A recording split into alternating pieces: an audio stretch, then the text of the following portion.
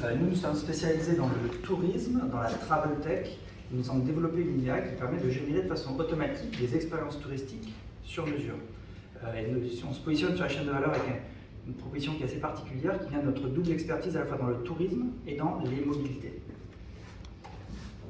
Alors, la problématique qu'on adresse, c'est que très souvent, et vous l'avez sans doute vécu dans votre expérience personnelle, lorsqu'on arrive sur un territoire, on sait déjà à peu près ce qu'on va y faire, mais en général, on passe complètement à côté de comment est-ce que je vais m'y rendre. Alors ça peut paraître trivial, mais il faut savoir que sur son temps d'activité, hors restaurant, etc., on peut passer jusqu'à 45% de son temps en tant que touriste, entre guillemets, à se déplacer. Et donc évidemment, si on ne sait pas gérer ça de façon optimale, on passe complètement à côté éventuellement de son séjour.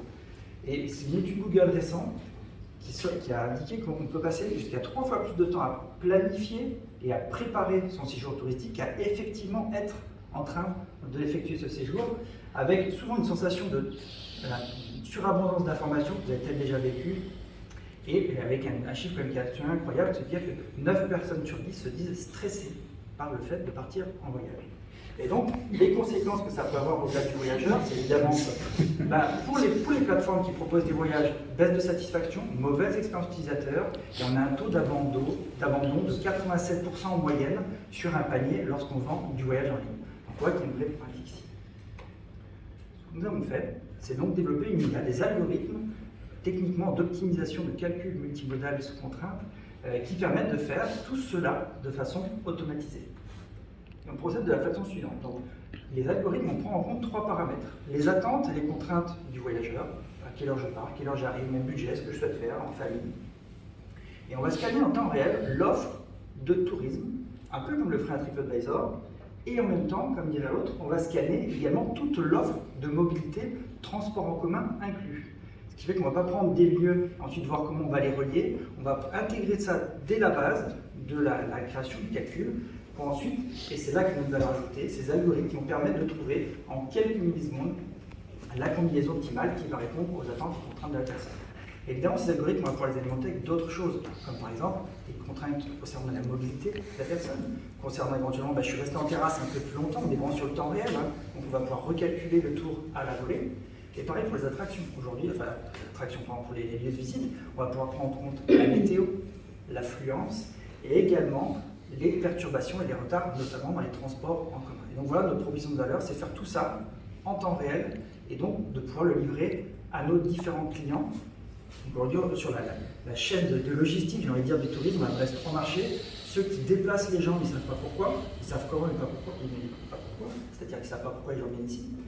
On adresse également les personnes, les opérateurs de destination, qui savent pourquoi les gens viennent, mais pas comment est-ce qu'ils viennent. Et en général, dans l'expérience utilisateur, ils vont perdre ces gens dans l'expérience. Puis évidemment, tous les fournisseurs de services, les agences de voyage en ligne qui vont pouvoir chercher à proposer des contenus à plus haute valeur ajoutée à leurs clients. Et donc pour ça, on a 2 modèles. Un premier qui est sur court terme, sur lequel on travaille aujourd'hui, qui nous permet de générer du cash, qui est plutôt sur de la web app. Alors, il y a déjà beaucoup d'applications dans le domaine du tourisme, on ne souhaite pas être une app en plus. C'est pour ça que notre objectif, c'est de licencier des API à des grands comptes et être ici soit sur du partage de revenus, soit sur du mode SaaS traditionnel.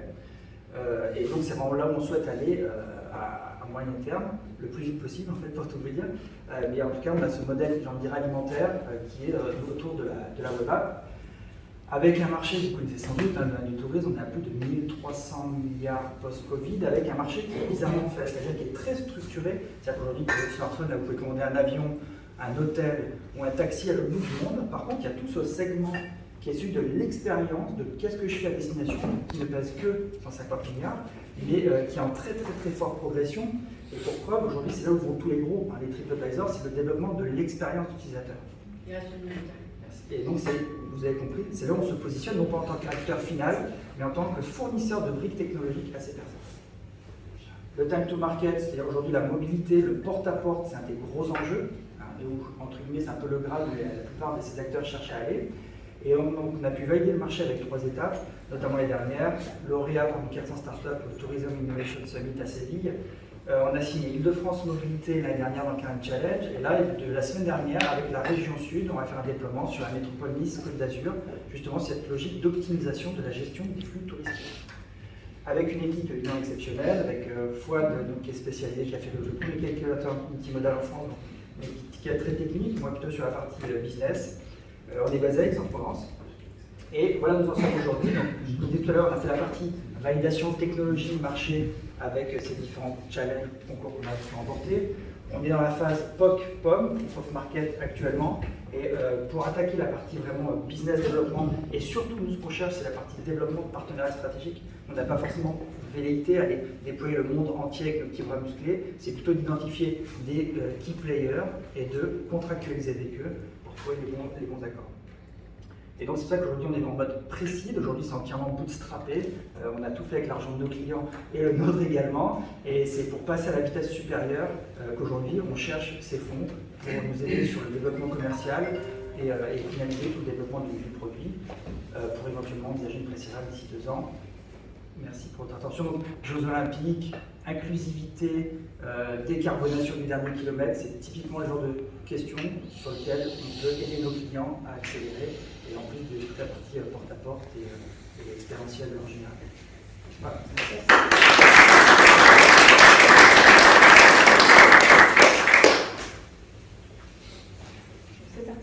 Est-ce que je peux vous demander de quel monde vous venez, quelle expérience vous avez eue avant ça? On vous sent ultra spécialiste du domaine, et comme vous n'avez pas trop parlé de vous, de la société. Alors c'est surtout Fouad qui est à l'origine de la société, donc lui qui est très tech.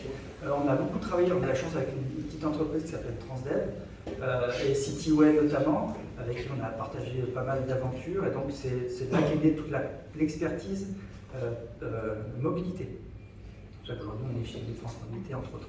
La compétence travel est venue un peu plus tard, avec un deuxième fondateur qui n'est pas là aujourd'hui, qui est venu avec cette expertise tourisme, et moi je suis venu par là-dessus pour raconter une histoire avec ces différents éléments, surtout avec l'approche business design, market, entrepreneuriat en général, pour faire en sorte, vous savez, il y a 3 vies dans un projet. Il y a la bonne idée, le bon produit, le bon business.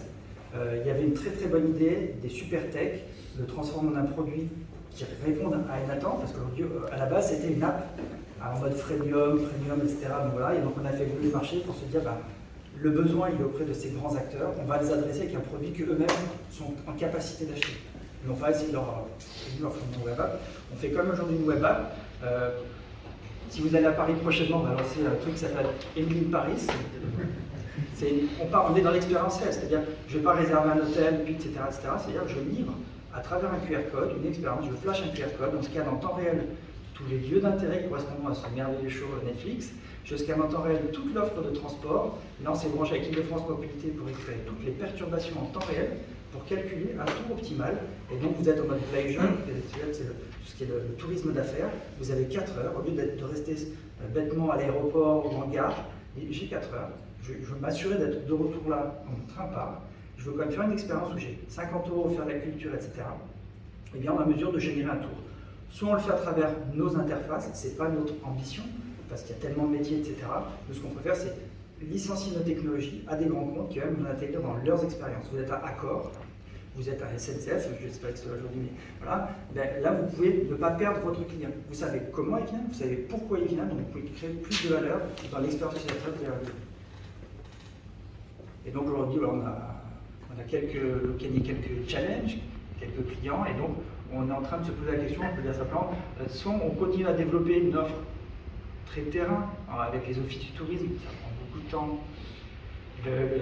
voilà, il n'y a pas forcément beaucoup d'argent, et donc aujourd'hui c'est pour ça que plutôt que de continuer la croissance organique telle qu'on l'a fait jusqu'à présent, on dit le temps aujourd'hui c'est ce qui est le plus précieux, donc on cherche à gagner du temps pour aller toucher nos cibles qui sont effectivement ces grands comptes. Donc là on est en train d'échanger avec Microsoft qui a la fin de semaine, on essaie de rentrer en contact avec Booking, etc. parce que c'est avec eux que l'histoire va s'écrire par la suite. D'autres questions? Vous connaissez Graffiti? Ouais. Vous êtes en contact avec eux? Il n'y a pas de lien possible ou... À envisager. Ouais. Vous me redirez pourquoi vous voyez des types de connexions où vous voyez. Je peux me tromper aussi.